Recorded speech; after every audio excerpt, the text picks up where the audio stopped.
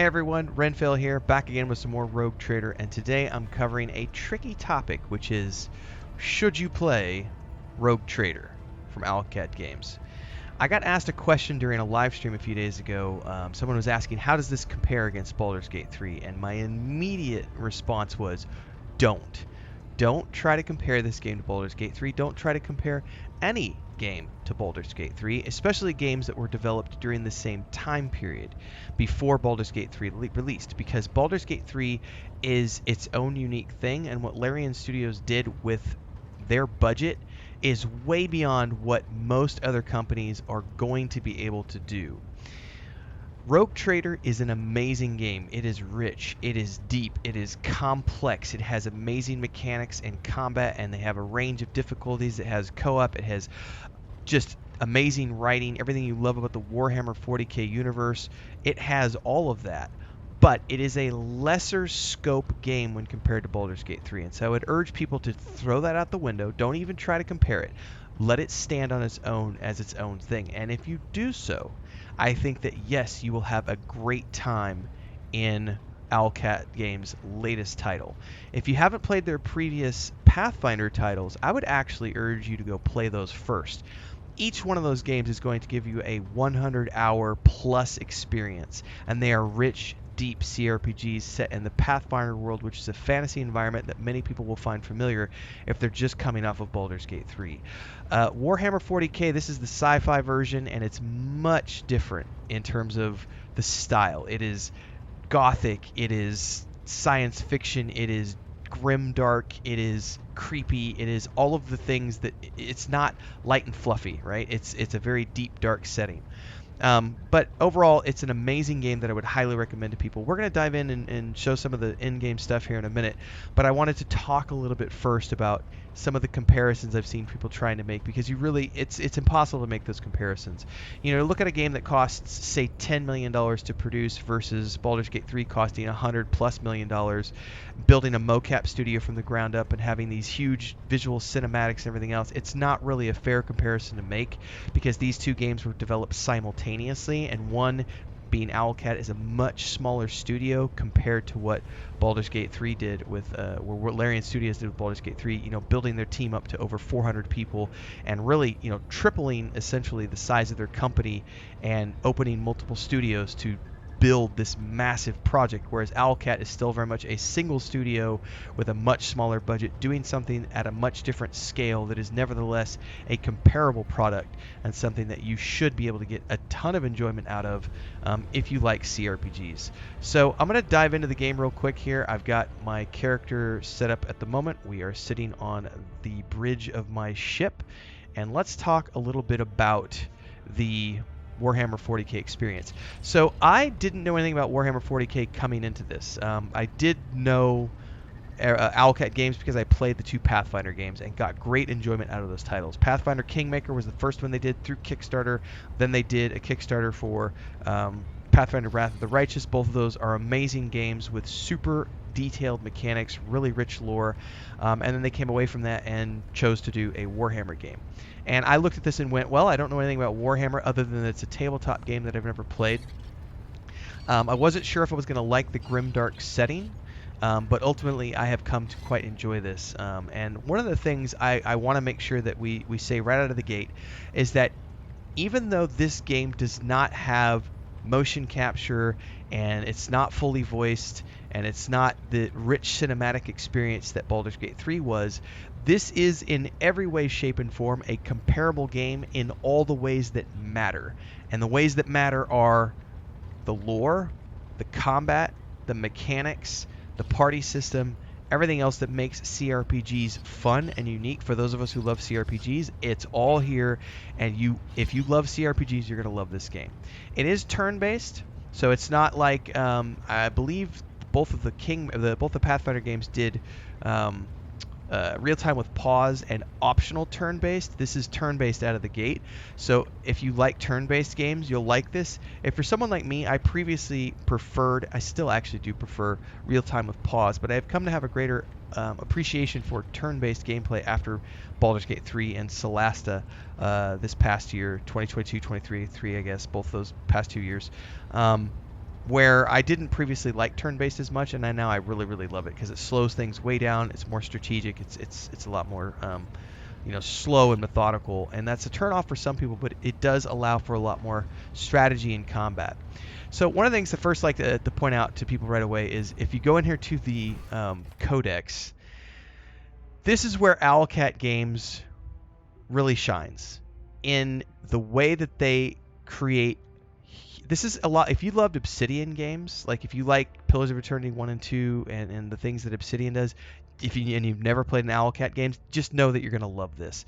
They have a massive codex in this game. So these are all the tutorials that you can go through, and they give you all of the, I mean, there's dozens of tutorials here, just from what I've seen. I'm only level 18. I'm about, I would estimate, a third of the way through the game so far. I believe there's 50 levels. And I'm about, they said 50 to 100 hours of gameplay, depending on your completionist level. And if you go super completionist, you'll probably get more than 100 hours.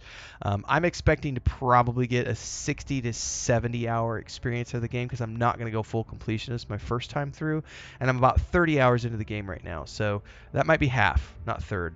So maybe I'm halfway through. Anyway, doesn't really matter. Level-wise, I'm only about a third of the way through. But there's tons of information here in the tutorial section. But here's where things really get crazy, is you can go through and go into the Chronicles of the Codex Expanse, the Annals of the Imperium. Look at all these entry notes. The Forbidden Grimoire, the Mechanical Dictionary, Worlds of the Expanse. They have very much taken a player's handbook in terms of the amount and volume of content and put it into the game. So if you love rich, deep lore, you're going to have a lot of fun in this game.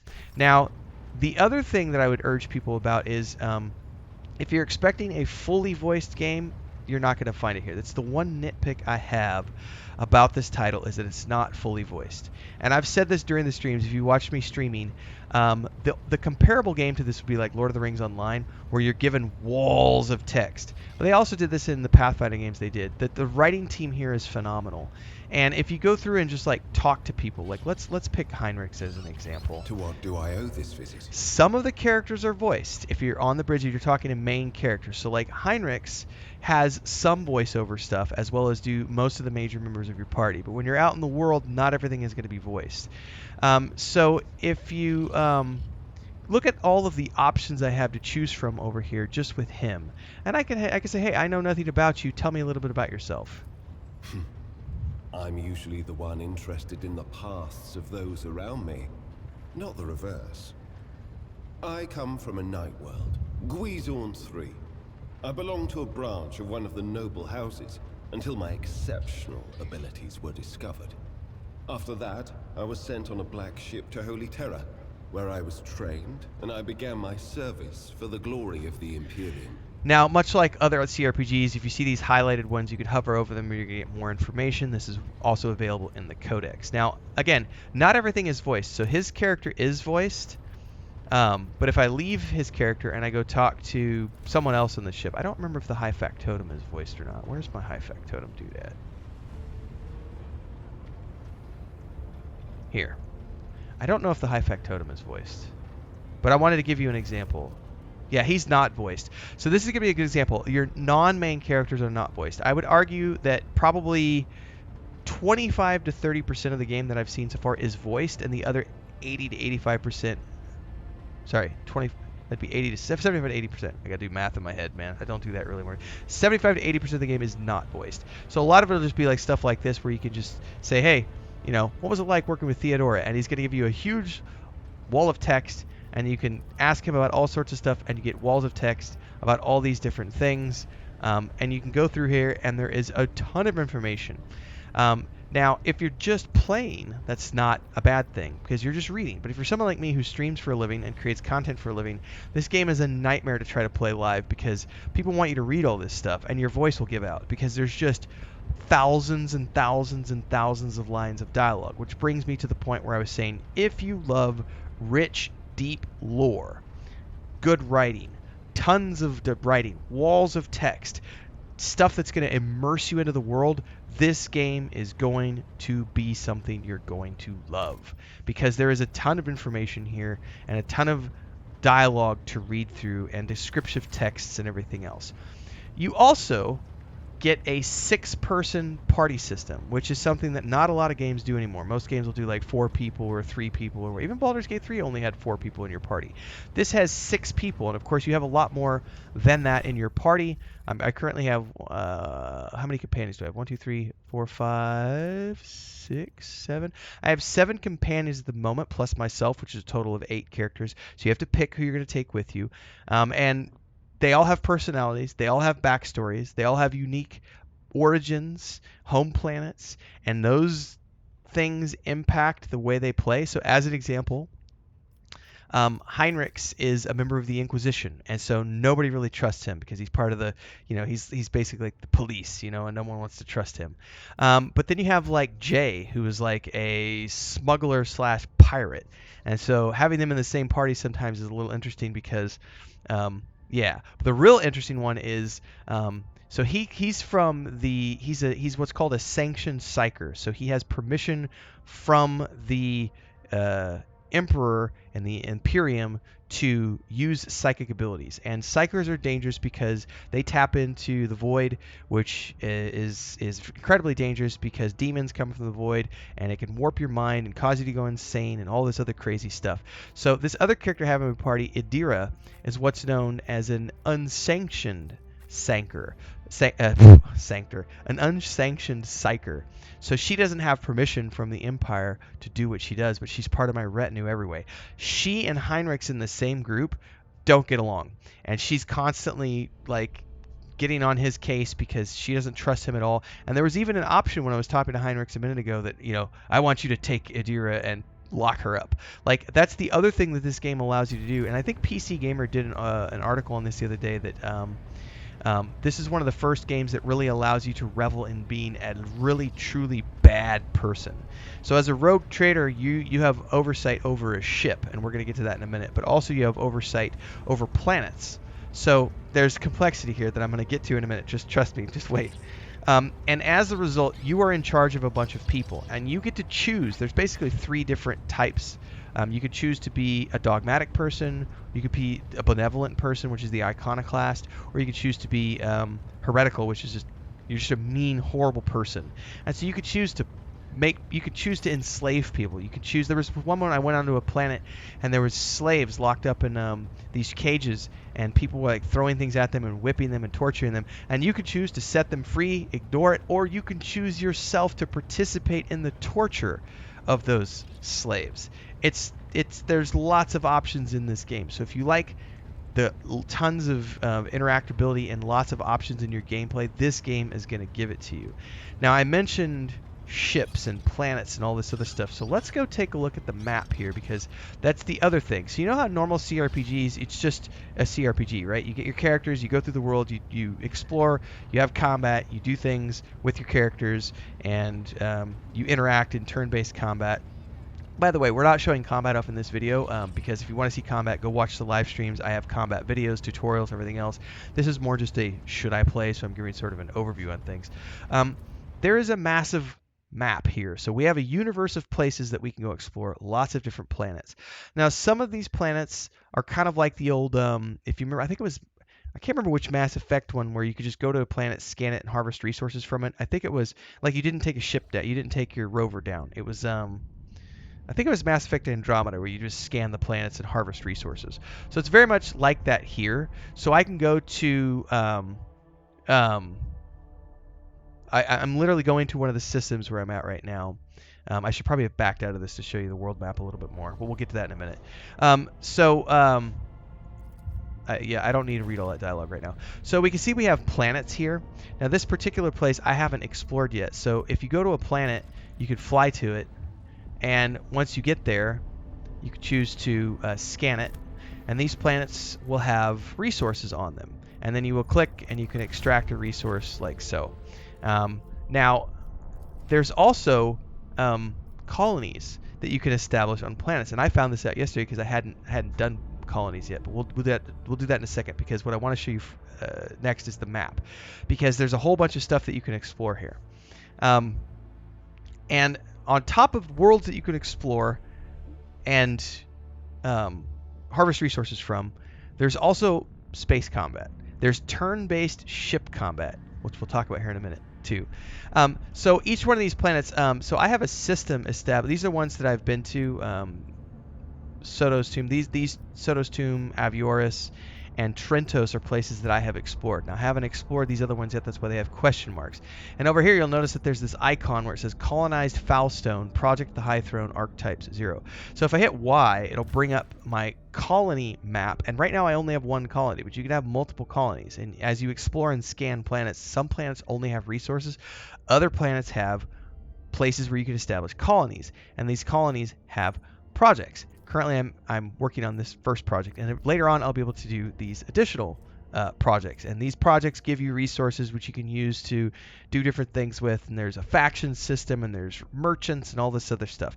So if you didn't play Pathfinder Kingmaker and Pathfinder Wrath of the Righteous, one of the things Owlcat Games does is they do a CRPG, but on top of that CRPG is a kingdom management game.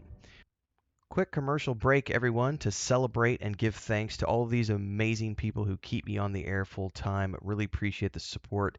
All you got to do is join as a member. You get access to private videos. You can also do super thanks on any upload, or super chats and stickers on any live stream or premiere you see. And beyond that, don't forget we're multi-streaming over on Twitch now, so you can support over there as well. Thanks so much to everybody. Let's get back to the video at hand, where you're actively managing an empire or a kingdom. In the case of Kingmaker, you're literally managing a kingdom, and in the case a keep in a kingdom, and in the case of Wrath of the Righteous, you were managing an army. And in this case, you are a rogue trader, so you manage kingdoms, you manage colonies, planets, and eventually, although I haven't really gotten a ton of those yet, you have this thing called contracts. So if you come in here, you have contracts that you can complete, and that means you're going to planets and doing things and making deliveries and so on and so forth, on top of quests which you have. And then there's rumors and other stuff to go visit other space places and etc. So all of these are different planets, right? And the map is pretty big, you'll notice, and it's a pretty big map. And I'm only in the first 30 hours of gameplay. I didn't even get to this part of things, like the warp map, until I think like around level 16, 18, somewhere in there. The last couple game sessions I got to the warp map. So 25 hours into the game before I even got to this map and was able to see, oh my god, there's all these planets. And like if I were to travel over here as an example, I don't even think I can travel over here yet because I haven't established a route. So I could travel over here if I wanted to. This is an uncharted system, but first you have to travel to here, warp travel. And you do something like this. I'm going to end this dialogue traveling here, and I'm going to choose to travel over here. I'm ignoring all of this right now just because I'm showing this for the purpose of the video. And then later on, that's what I'm saying. All right, this is an uncharted system. So from here, what I would do is I would click Chart New Routes, and it would show me routes up to here. So I can't even get over here to the Frozen Prince yet because I haven't figured out a route to there yet. But I have figured a route up to here, and then if I did it again up here, it would give me routes over here. And then there's different levels of safety on these routes. Green being safe, yellow slightly less safe, orange slightly less unsafe, and red being really unsafe, which means you'll have a chance of getting into space combat and other things. You might get demons boarding your ship. There's all sorts of crazy stuff that can happen in warp space. And so all of these have the potential to be places where you could set up colonies and mine resources from. So there's not only the CRPG, but there's ship-based combat that you can take part in, and there's all of these places you can explore. So it's a massive galaxy to really sink your teeth into. And getting back to the ship combat side of things, you have a ship and you have components that you can put on your ship, which make your ship stronger, do more damage, have more shields. On top of that, you can also level up these abilities, which I've only done a couple of, based upon the posts that you have. So you can assign people to posts on the ship: Supreme Commander, Master Cannoner, Shield Master, Master of Maneuvers, and all of these people have abilities that they can use with the ship. But currently I only have the first tier of abilities. I don't have the second tier of abilities unlocked yet. And those abilities are the one that you level up and choose to upgrade and get access to, so that when you're in combat you have these extra abilities beyond just shooting your lasers and using your torpedoes and stuff. And there's things like, oh, I can come over here and choose to upgrade the hull, and it's going to cost me some scrap pieces. I'm going to say, okay, so now my hull gets some more hit points. This game is massively, massively, massively, massively complex. If I had to compare it to other CRPGs that I've played, I would argue that this is one of the more complex CRPGs that I've ever played, in terms of mechanics and lore and everything else. Plus, with the 6-person party system, and the fact that it's not just straight up classes. You have archetypes, and I've covered this in other videos, and we'll show it here briefly as we're going through this video. But essentially, the way this is like, normally a game will have a class and then a subclass, and even I like to use the Baldur's Gate 3 rogue as an example. You have the basic rogue, and then you have the arcane trickster, right?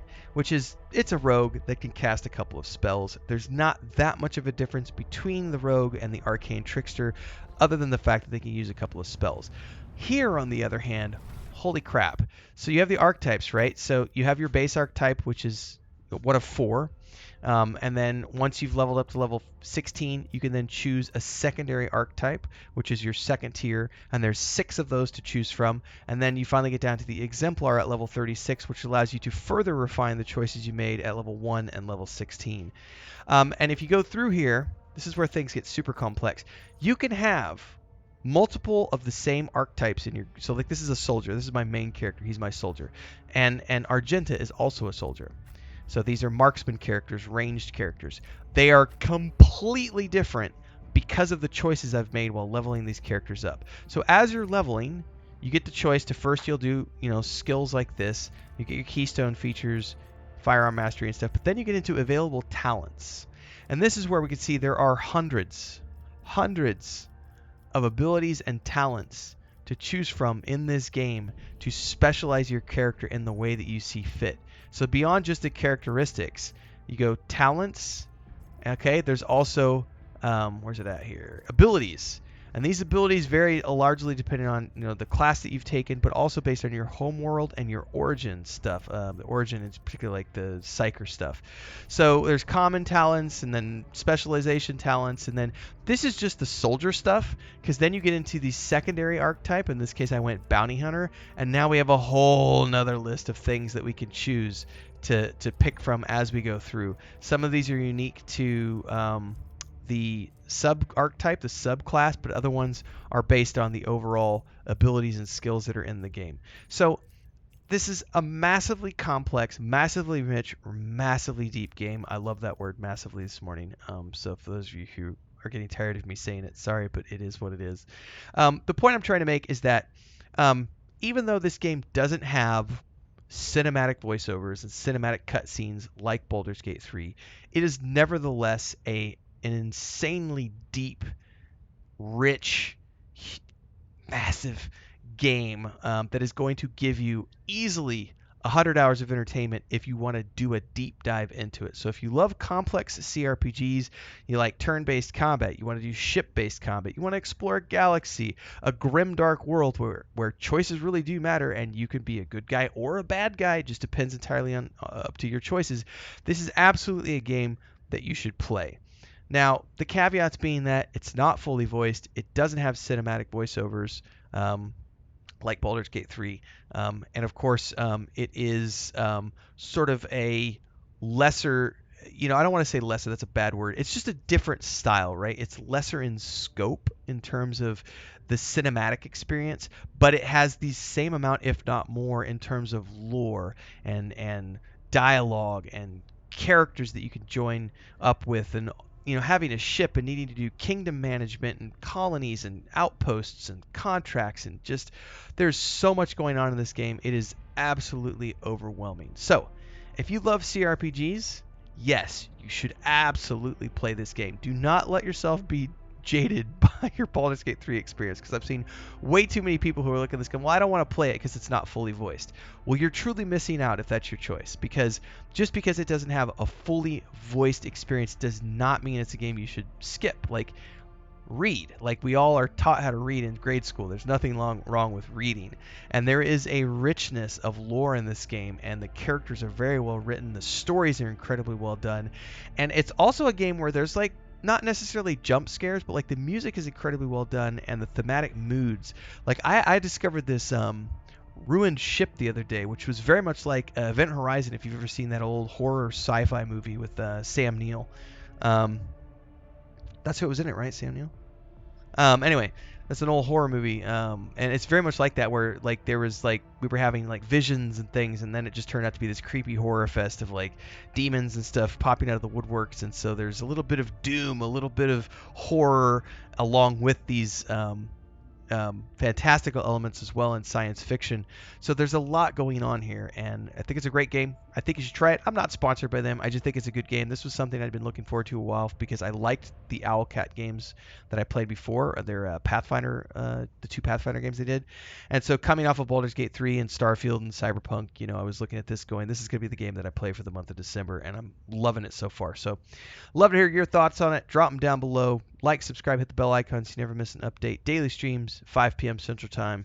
Lots of different games being played on the channel, and we're constantly growing. Multi-streaming now on Twitch and YouTube as of October 2023. And we got big plans for 2024, so hopefully we'll see you there as well. Don't forget the Discord, and I'll see everybody in the next one. Until then, stay safe and happy gaming.